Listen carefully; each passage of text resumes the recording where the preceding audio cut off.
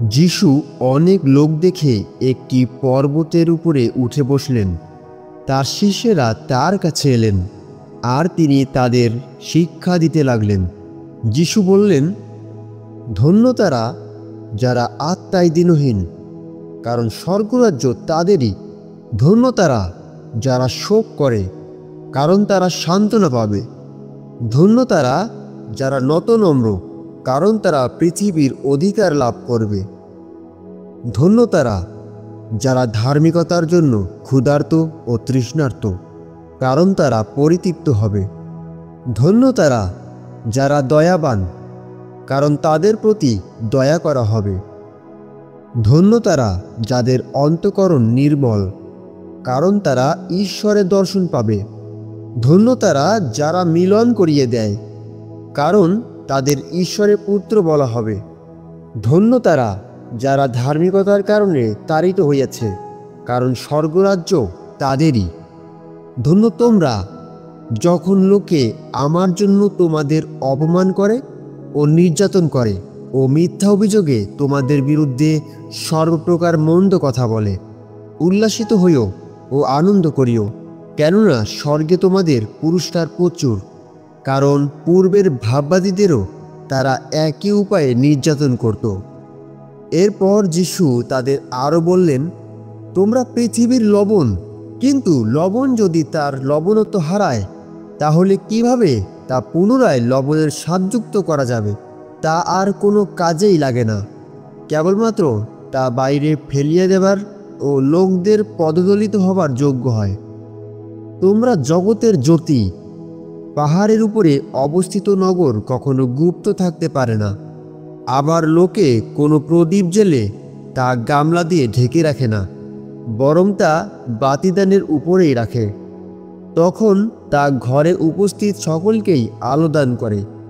একইভাবে তোমাদের দীপ্তি মানুষের সাক্ষাতে উদ্দীপ্ত হোক, যেন তারা তোমাদের সৎ কাজগুলি দেখে তোমাদের স্বর্গস্থ পিতার প্রশংসা কীর্তন করে। এরপর প্রভু যীশু বিধানের পূর্ণতা সম্পর্কে আরও বললেন, বিধান বা ভাববাদীদের গ্রন্থগুলি, সেগুলি লোপ করার জন্য আমি আসিনি, কিন্তু পূর্ণ করার জন্য এসেছি। আমি তোমাদের সত্য বলছি, যতদিন পর্যন্ত আকাশ ও পৃথিবী লুপ্ত না হয়, ততদিন পর্যন্ত বিধানের ক্ষুদ্রতম একটি বর্ণ বা কলমের সামান্যতম কোনো আচরও লুপ্ত হবে না। সমস্ত কিছু পূর্ণরূপে সফল হবে। যে কেউ এইসব আদেশের ক্ষুদ্রতম কোনো আদেশ লঙ্ঘন করে ও অপর মানুষদের সেই মতো শিক্ষা দেয়, সে স্বর্গরাজ্যে ক্ষুদ্রতম বলে গণ্য হবে। কিন্তু যে কেউ এই আদেশগুলি অনুশীলন করে ও সেইরূপ শিক্ষা দেয়, সে স্বর্গরাজ্যে মহান বলে গণ্য হবে। কারণ আমি তোমাদের বলছি, তোমাদের ধার্মিকতা যদি ফরিসি ও শাস্ত্রবিদদের থেকে অধিক না হয়, তোমরা নিশ্চয়রূপে স্বর্গরাজ্যে প্রবেশ করিতে পারিবে না। তোমরা শুনেছ, পূর্বেকার মানুষদের বলা হয়েছিল, তোমরা নরহত্যা করো না, আর যে নরহত্যা করবে সে বিচারে দায় পড়বে। কিন্তু আমি তোমাদের বলছি, যে তার ভাইয়ের উপরে ক্রোধ করে, সে বিচারে দায় পড়বে। এছাড়াও কেউ যদি তার ভাইকে বলে, ওহে অপদার্থ, তাকে মহাসভায় জবাবদিহি করতে হবে। আবার কেউ যদি বলে, তুই মূর্খ, সে নরকের আগুনের দায় পড়বে। সুতরাং তুমি যখন তোমার নৈবেদ্য বেদিতে উৎসর্গ করতে যাচ্ছ, সেই সময় যদি তোমার মনে পড়ে যে তোমার বিরুদ্ধে তোমার ভাইয়ের কোনো অভিযোগ আছে, তোমার নৈবেদ্য সেই বেদির সামনে রেখে চলে যাও। প্রথমে গিয়ে তোমার ভাইয়ের সঙ্গে পুনর্মিলিত হও, তারপর এসে তোমার নৈবেদ্য উৎসর্গ করো।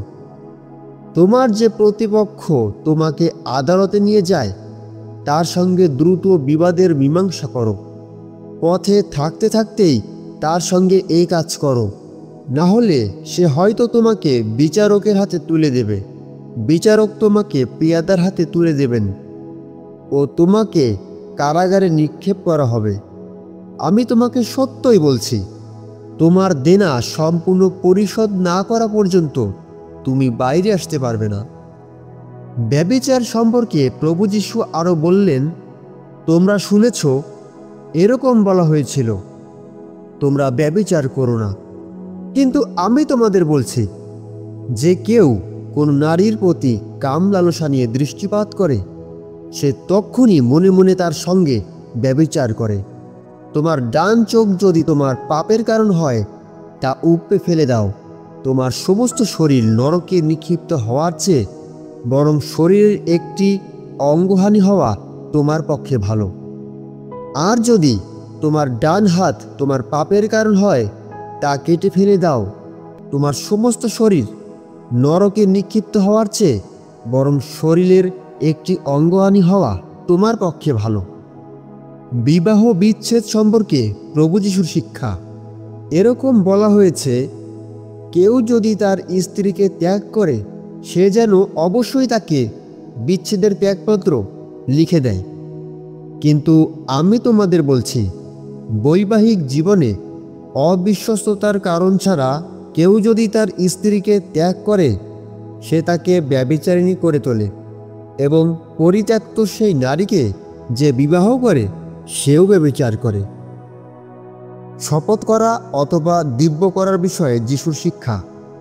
আবার তোমরা শুনেছ, বহুকাল পূর্বে লোকদের বলা হয়েছিল, তোমরা প্রভুর সাক্ষাতে যে শপথ করেছ তা ভঙ্গ করো না, বরং শপথগুলি পালন করো। কিন্তু আমি তোমাদের বলছি, তোমরা আদৌ কোনো শপথ করো না, স্বর্গের নামে নয়, কারণ তা ঈশ্বরের সিংহাসন, কিংবা পৃথিবীর নামে নয়, কারণ তা ঈশ্বরের পাদপীঠ, আবার জেরুসালেমের নামেও নয়, কারণ তা মহান রাজার নগরী। আর নিজের মাথারও শপথ করো না, কারণ তুমি একটিও চুল সাদা বা কালো করতে পারো না। সাধারণভাবেই তোমাদের হ্যাঁ যেন হ্যাঁ হয় ও না যেন না হয়, যা এর অতিরিক্ত তা সেই পাপাতা থেকে আসে। খ্রিস্টতে প্রিয়জন, তাহলে আমরা বুঝতে পারলাম প্রভু যীশুর এই শিক্ষার মধ্য দিয়ে আমাদের জীবনকে কিভাবে গঠন করতে হবে। প্রভু যীশুর এই শিক্ষার মধ্য দিয়ে আমরা আমাদের জীবনকে সুন্দরভাবে পরিচালিত করতে পারি। তাই আসুন আমরা প্রত্যেকজন ঈশ্বরের বাধ্য হয়ে চলি, যেন আমরা সর্বস্ব পিতার সন্তান হতে পারি। আসুন প্রার্থনা করি। স্বর্গের জীবন্ত ঈশ্বর সদাপ্রভু, আমি তোমার ধন্যবাদ, তোমার গৌরব, তোমার মহিমা প্রশংসা করি। প্রভু, তুমি যুগ যুগ ধরে তুমি ছিলে, তুমি আছো ও তুমি থাকবে। তুমি আদি ও তুমি অনন্তকালে স্থায়ী, আর তোমার নাম পবিত্র। তুমি সর্বশক্তিমান জিহোবা ঈশ্বর। হালেলুয়া, তোমার গৌরব প্রশংসা করি।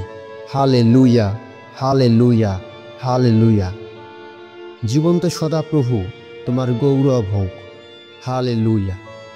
প্রভু যীশু, তোমাকে স্মরণ করছি, তুমি যে আদেশ আমাদেরকে দিয়েছ, তা যেন আমরা সম্পূর্ণরূপে তোমার আদেশ পালন করতে পারি।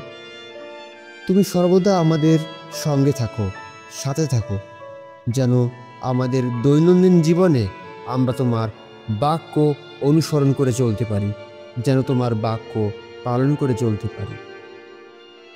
আমাদের প্রতিদিনের জীবনে তুমি শয়তানের হাত থেকে আমাদেরকে রক্ষা করো, যেন আমরা দিয়াবলের দ্বারা পাপের মধ্যে না পড়ি। তুমি সর্বদা আমাদের প্রত্যেকজনের সঙ্গে থাকো, সাথে থাকো। প্রভু যীশু, যতজন আজকে এই প্রার্থনা শুনছে, আমি তাদের প্রত্যেকজনের জন্য তোমার কাছে বিনতি করছি। প্রভু, তুমি তোমার সকল সন্তানদেরকে তুমি দয়া করো, রক্ষা করো। তুমি তোমার প্রত্যেক হারিয়ে যাওয়া সন্তানদেরকে তুমি এক করো, যেন সকলেই নতুন জীবন পায়। আর তুমি তোমার পবিত্র নামে তুমি সকলকে দয়া করো।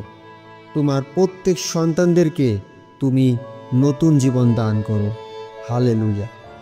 তোমার গৌরব, তোমার মহিমা প্রশংসা করি। এই প্রার্থনা করি আমাদের নাসারতীয় প্রভু যীশু খ্রিস্টের নামে। পিতা ঈশ্বরের কাছে এই প্রার্থনা শ্রবণ ও গ্রাহ্য হোক। আমেন।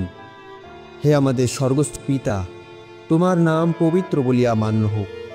তোমার রাজ্য আইসুক, তোমার ইচ্ছা সিদ্ধ হোক, যেমন স্বর্গে তেমনি পৃথিবীতে হোক।